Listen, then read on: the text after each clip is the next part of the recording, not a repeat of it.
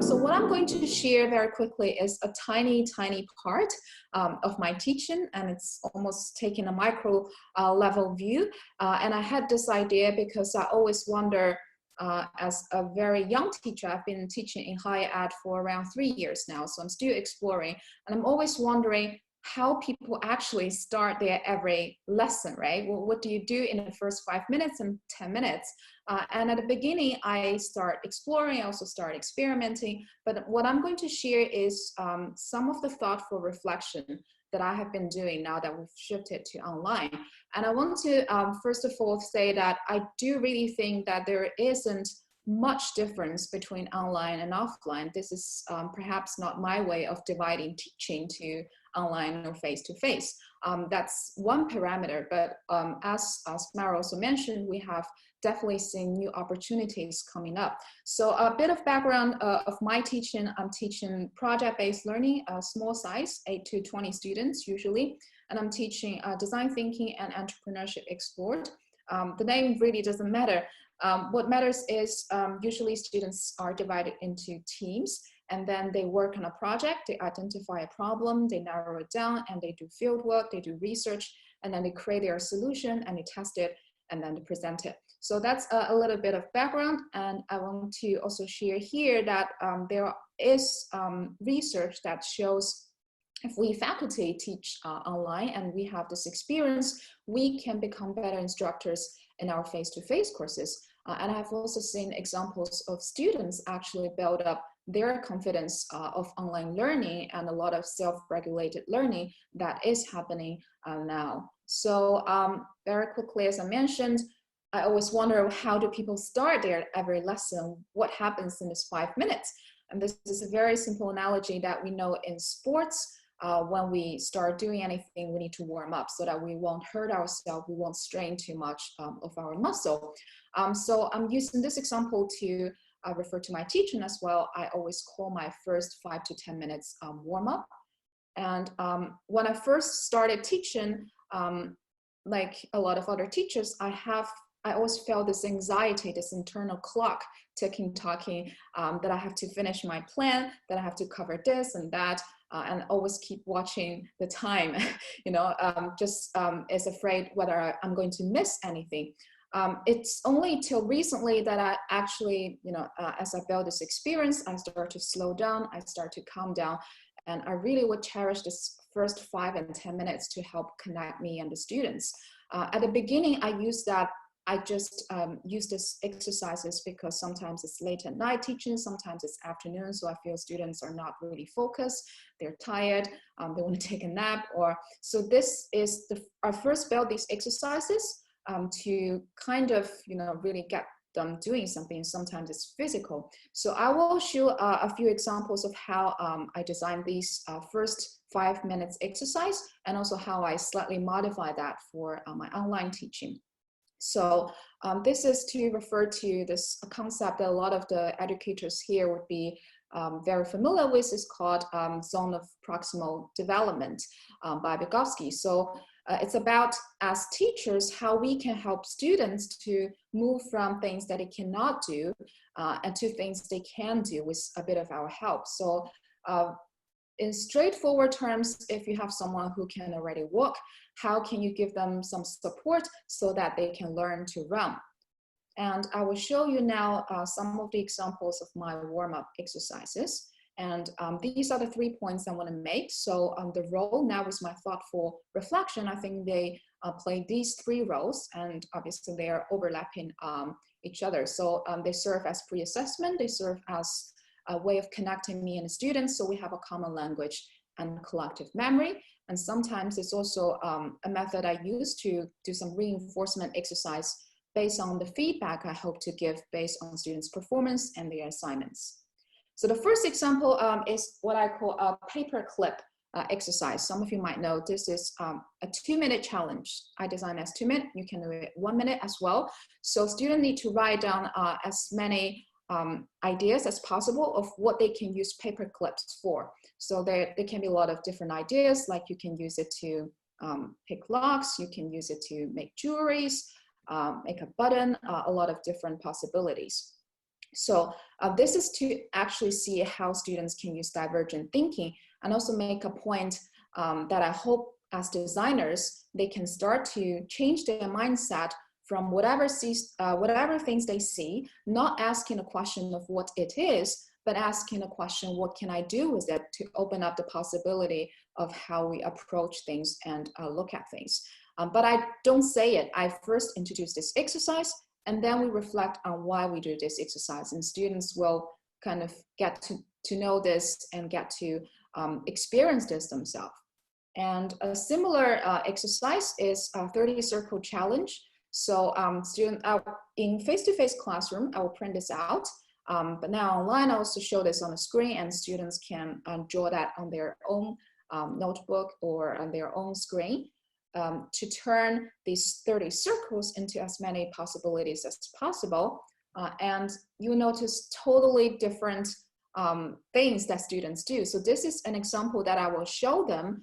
And similarly, I want to make a few different points. So one point, for example, some students want to reflect on what is design thinking, what is creativity, what is divergent thinking. They would mention a term that is think outside the box.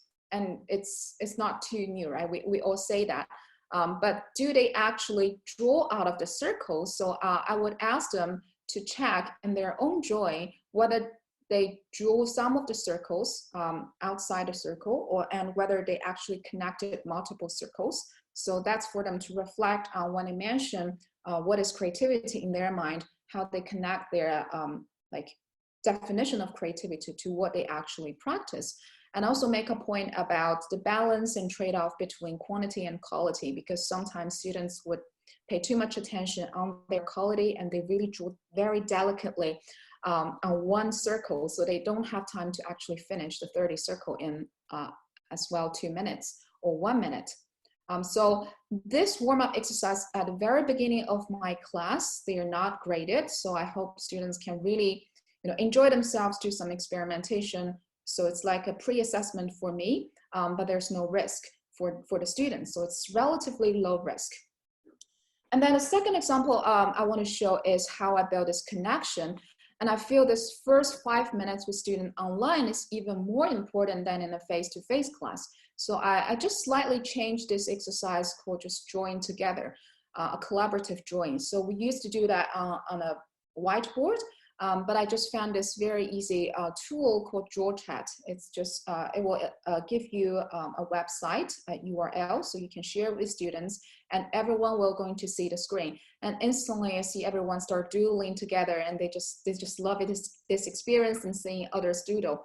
And then we started this proper drawing together, which I will give them prompts. So the first prompt is to draw a human face. So this is an example of, as a class of 10 and me together, this is what we drew together as a human face. And the second one, in relation to this situation, is we drew what we imagine people will be doing to celebrate after the whole coronavirus is over. So each of us added something on the screen.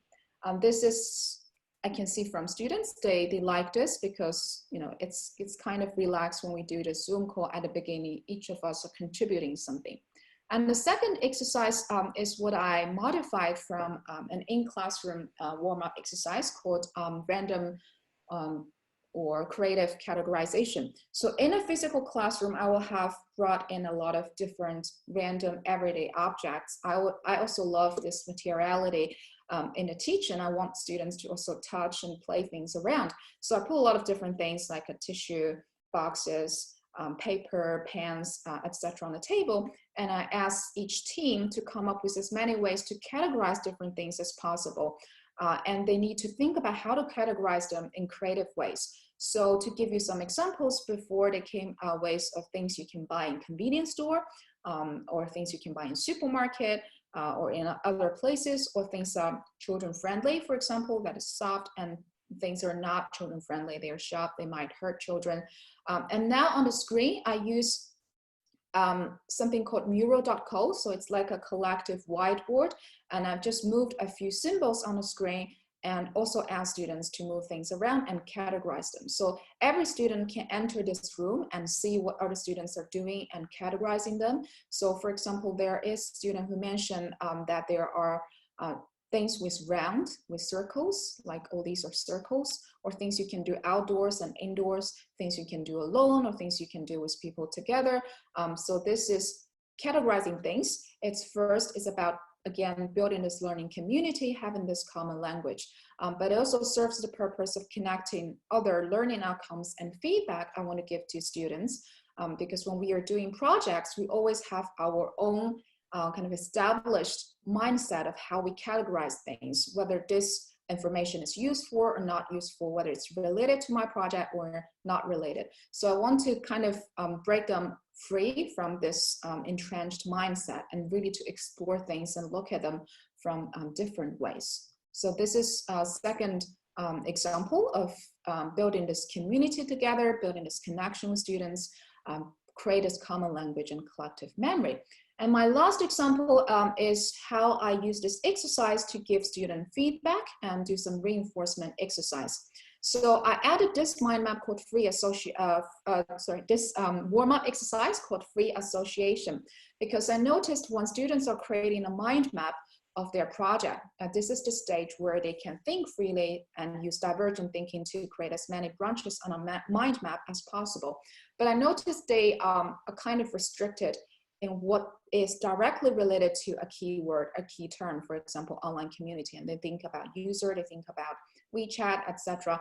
But I want them to really think wildly. So we did this exercise called a free association. I just pull out a few random pictures from the internet, and I asked them to just throw out words they can think of.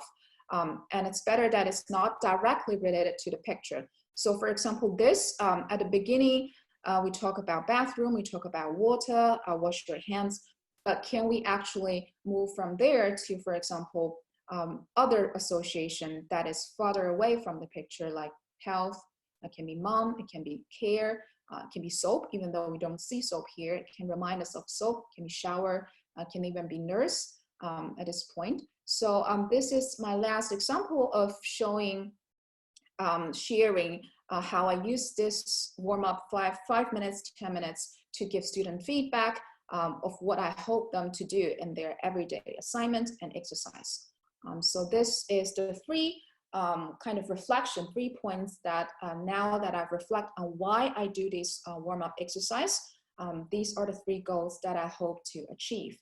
And I want to end my presentation with this quote from Maxim Green, an educator I really appreciate and admire, is learning is stimulated by a sense of future possibility and by a sense of what might be.